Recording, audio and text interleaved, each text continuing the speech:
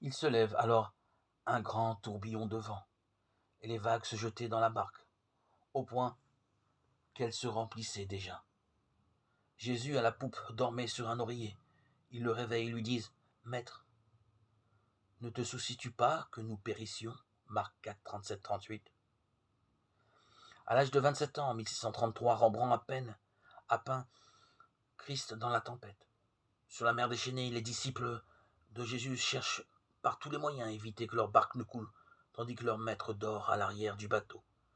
Les disciples ne maîtrisent plus la situation, leurs visages sont marqués par la peur, ils se croient abandonnés.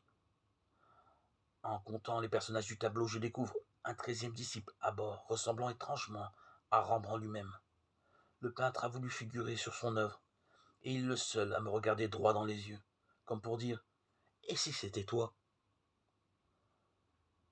Revenons au récit. Les disciples réveillent le maître. Alors, montrant sa puissance de fils de Dieu, Jésus calme la tempête, reprend le vent et dit à la mer: Silence, tais-toi. Le vent tombe et il se fait un grand calme.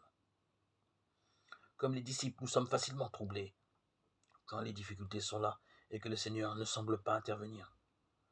Lorsque tout va bien, nous nous berçons facilement de l'illusion de lui avoir laissé les commandes. C'est dans l'adversité que nous vérifions s'il tient vraiment le gouvernail de notre barque. Quel a été le résultat de cette délivrance pour les disciples? Ils ont dit: Qui donc est celui-ci pour que le vent même et la mer lui obéissent? Verset 41. De même, à travers nos épreuves, nous pouvons apprendre qui est le Seigneur. Il est toujours puissant pour nous délivrer. Jésus nous aime.